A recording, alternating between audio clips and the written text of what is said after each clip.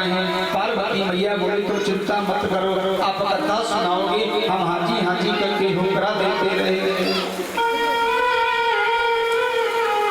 सुग्रीव जी मारे दशहरा प्रचित आज भोले बाबा पार्वती को लेकर के अमर गुफा में चल पड़े और बाबा ने अपने डमरू को बजाना प्रारंभ किया।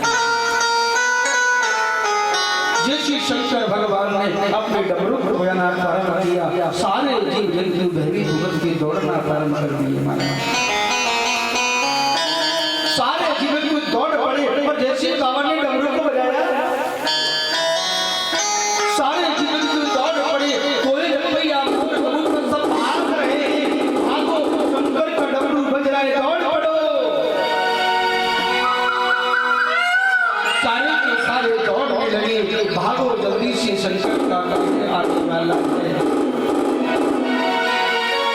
इधर गौलोक धाम किशोरी राधा रानी के पास में सुख पक्षी विराजमान है, जिसको सुग्गा के नाम से तोता के नाम से जाना जाता है।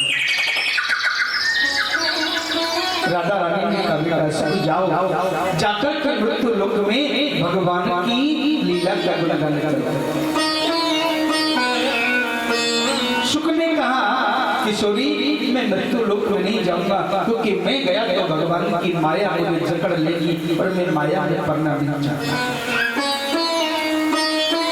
राधा रानी का बेटा मैं तुझे आशीर्वाद देती हूँ, मेरी माया तुझे नहीं जकड़ेगी। जा आशीर्वाद है कि भगवान की माया से तू परे रहेगा। शुक आया हिमालय के वृंदावन में, एक तोती के गर्भ अंडे के रूप में पलने लगा और जैसे बाबा ने कथा को स्मरण कराना प्रारंभ किया, डमरू को बजाया, आज गर्भवती तोती जो थी जैसे उड़ना चाहती थी गर्भनष्ट हो गया, अंडा निकल करके झाड़ी में गिर पड़ा। शंकर भगवान माता पार्वती को कथा सुनाने को तैयार हो गए। प्यारे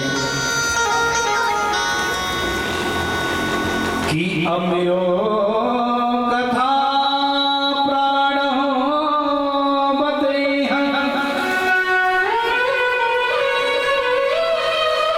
हिमालय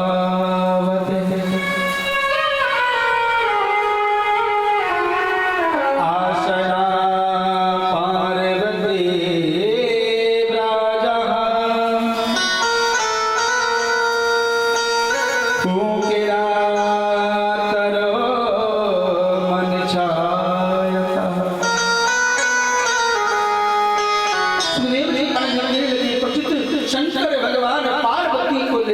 अमर गुफा पे चल पड़े और अमर गुफा पे जाकर के आसन बिठा दिया। आसन बिछाने के बाद में पार्वती मैया सामने बैठ गई, शंकर भगवान कथा श्रवण करना प्रारंभ कर दिए। पार्वती मैया हाजी हाजी करके होकरा दे रही है। प्रथम दिन की कथा को आज पार्वती मैया ने और सुख ने अंडे के रूप में जो अल्लाह था कथा को श्रवण किया। प्रथम दिन की कथा को श्रवण करने के बाद में अंडा पक करके तैयार हो गया, फूट गया, उसमें से सुंदर पक्षी प्रकट हुआ। दूसरे दिन की कथा को श्रवण करने लगा, तो नन्हे नन्हे कोमल पंखों को चलाने लगा, बड़ा आनंद बरसने लगा। तीसरे दिन जैसे कथा को श्रवण किया, आनंद अद्भुत प्राप्त हो रहा है, आनंद से कथा को श्रवण कर रही है। पार्वती मैया हाजी हाजी होकरा दे रही है। चतुर्दशी की कथा को जैसे ही प्रारंभ किया, आई तो आनंद बरसने लगा। पंचम दिवस की कथा को प्रारंभ किया और जैसे छठवें दिन की कथा पूर्व प्रारंभ हुई, अब तो वैसी शीतल हवा चलने लगी।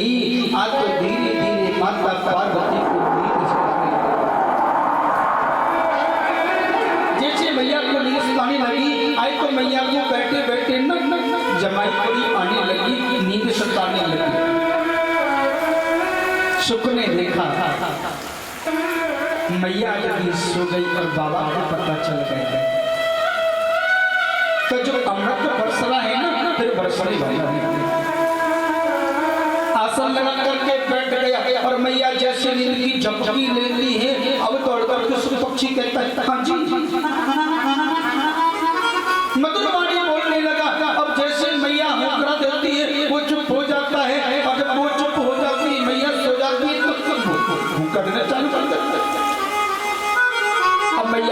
भीतर नींद में ऐसा लगता है कि हम ही घूम कराते थे। मैया तो सो गए।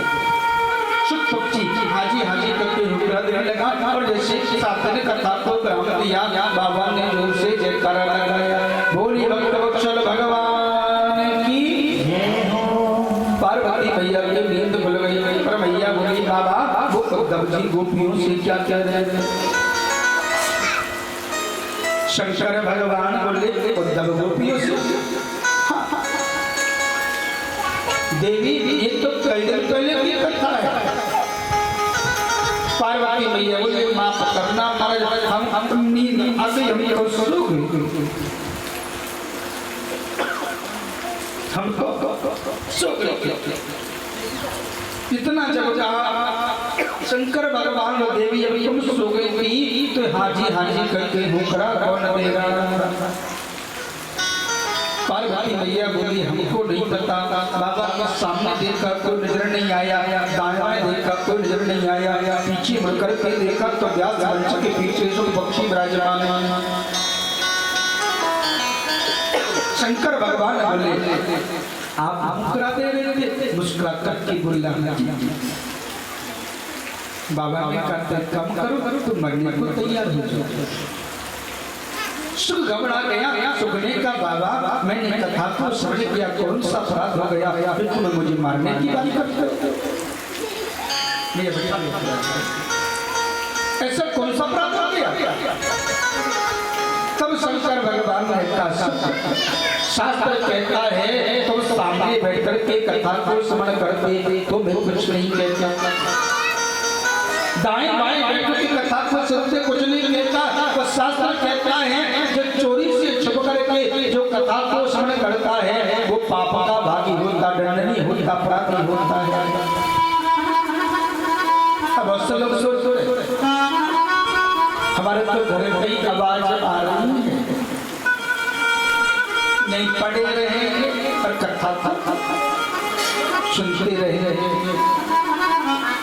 मगर भागवत महापुराण की कथा कहती है प्यारे हिंदू धर्म में ऐसा कौन सा घर है जिस घर के अंदर देवी देवताओं की भगवान की फोटो ना हो।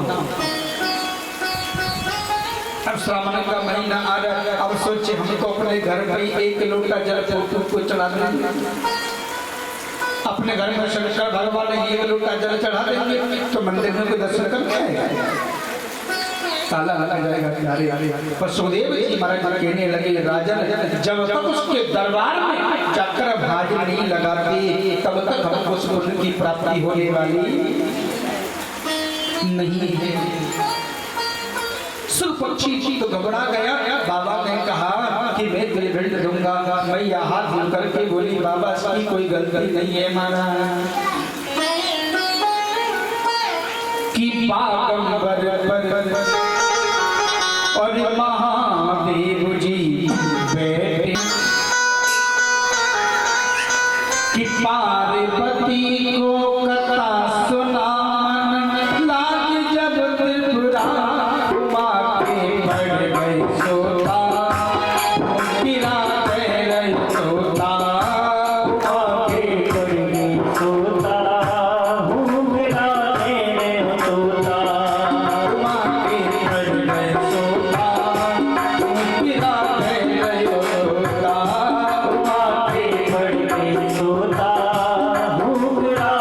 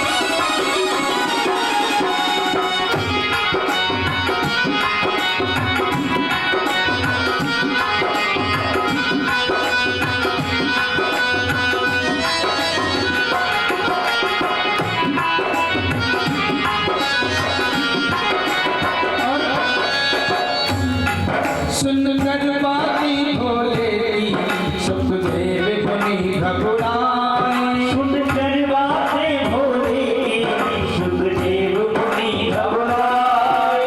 आगे आगे सुख भागे पीछे से भोले आए। आगे आगे सुख भागे पीछे से भोले आए। अरे भिटका देवी के गर्भ समाए। भिटका देवी के गर्भ समाए। हुआ सुखदेव अवतार उमा के पड़ गए सोता। वो गिरा है नय होता। हुआ के पड़ गए सोता। हुआ के सोता। उमा के पड़ गए सोता। वो गिरा है नय होता। हुआ के पड़ गए सोता। गिरा है नय होता। वृंदावन बिहारी लाल। आगे आगे सुख दौड़ने लगा, पीछे पीछे भोले बाबा त्रिशूल लेकर के दौड़ रहे हैं। जिला कालपी जिला के अंदर चंबल नदी के किनारे गंगा के पावन तट पर बड़ा सुंदर एक परम कुटी विराजमान है। उस कुटिया के अंदर वेद व्यास जी महाराज जी बैठे हैं। वेद व्यास जी महाराज जो हैं अपनी पत्नी भिटका देवी से चर्चा कर रहे थे। देवी बुढ़ापा कर रहे हैं। मैं ये साथ बैठा हूँ। तीनों चारों करते हो कहीं ना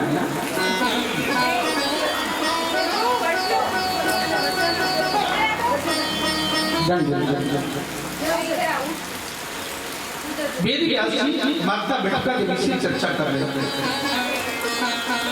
देवी बुढ़ापा आ रहा है कि हमारा मनस आगे नहीं बढ़ेगा। और जैसे माता भिटका देवी से वेद व्यास जी ने चर्चा की, माता भिटका देवी को उबासी है। और जैसे मैया ने अपने मुख को खोला, मैया के मुख के अंदर अश्व पक्षी दौड़ करके आया और मुख के द्वारा गर्भ के अंदर जाकर के प्रवेश कर गया। संतान के रूप में पढ़ने लगा। पीछे पीछे भोले बाबा आए। शंकर भगवान बोले दासी तुम्हारे घर में चोर घुस गया है, बाहर निकालो, मैं उसका बल करूंगा। व्यास जी ने कहा महाराज एक बात बताओ, तुम्हारे कैलाश पर्वत पर ऐसा क्या है जो चोर चुरा कर के लिया? कोई पेड़ काट कर के ले आया, कोई भाटा चुरा कर के ले आया, क्या चुरा लिया?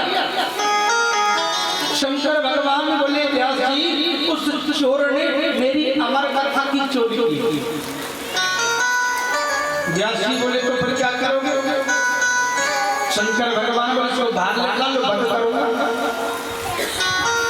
व्यास जी ने कहा बाबा ये सो आपका नाम है ना? बोले नाथ ऐसे ही बोले आप वापस लौट जाओ।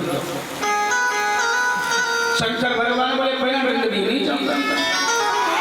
व्यास जी बोले बाबा आपको पता है उस चोर ने अमर कथा को पान किया है? बोले हाँ। और आपको ये भी पता है कि अमर कथा का मतलब क्या होता है? अमर कथा का मतलब होता है कि जो एक बार प्राणी अमर कथा पान कर लेता है वो हमेशा हमेशा के लिए अमर हो जाता है। और यदि वो तुम्हारे हाथों से मर गया तो लोग कहेंगे कि भोले बाबा जो कथा सुनाते थे ना वो तो झूठी कथा थी, क्योंकि अमर कथा सुनने के बाद मानव कभी मरता नहीं। लोग कहेंगे झूठी कथा सुनाते थे और वो नहीं मरा, तब भी आप अपमान लोग कहेंगे कि शंकर भगवान में कोई सामर्थ्य नहीं, छोटे से बच्ची को नहीं मार पाए। बाबा को याद आया, वापस लौट गए। बात को सोचते हैं सुदेव मरक लेने लगी। राजन आज माता भिटका देवी के गर्भ में 12 साल तक को संतान के रूप में पालना किया। 12 साल तक मां के गर्भ में रही। मां को कष्ट होने लगा, तब माता ने वेद व्यास जी से कहा, इससे कहो गर्भ से बाहर निकले, मुझे बड़ा कष्ट है गर्भ के अंदर। वेद व्यास जी महाराज ने को शास्त्र पढ़ाई के माध्यम से गर्भ के अंदर बच्चे से बात की। सुखदेव जी महाराज तेरे ध्यान देना, को शास्त्र जो पढ़ाई होती है पुस्तक विधान होता है।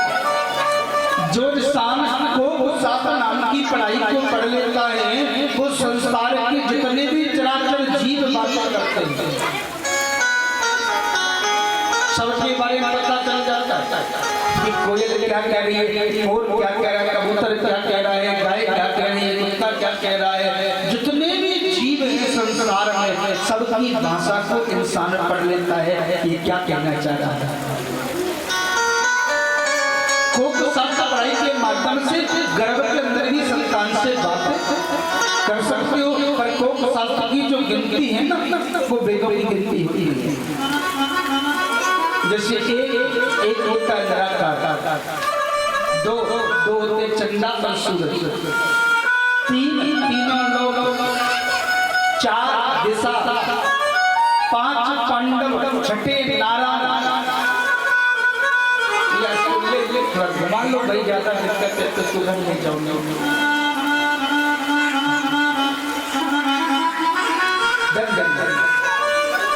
एक ही निराकार, दो चंदा सूरज, तीन लोग, चारों दिशा, पांच पांडव, छठे नारायण, सात दीप, आठ खंड, 9 नवरात्रि, 10वां दशहरा, 11 12वां रास, 13 रतन, 14 गबन, 15 विद्या, 16 कर्नाटक, 17 दीप, 18 पुराण, 19 उपनिषद। ये वेदों की गिनती होती है हमारे, ये वेदों की गिनती है। जो मानव पढ़ाई पढ़ लेता है ना, संसार के चराचर जीव क्या कहते हैं, ये सारी बात आपको प्राणी समझ लेता है। गर्भ के अंदर बात की, बेटा गर्भ से बाहर निकलो, तुम्हारी मां को बड़ा कष्ट है।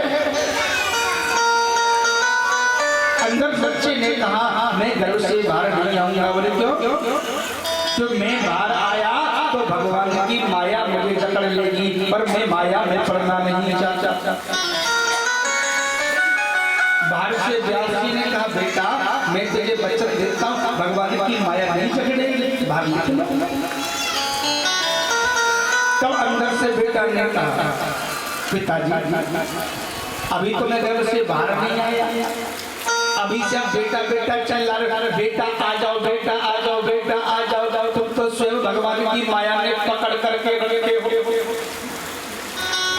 तुम्हारी बात का विश्वास कैसे करूं? जब तक नारायण मुझसे नहीं कहेंगे तब तक मैं बाहर निकलने वाला नहीं।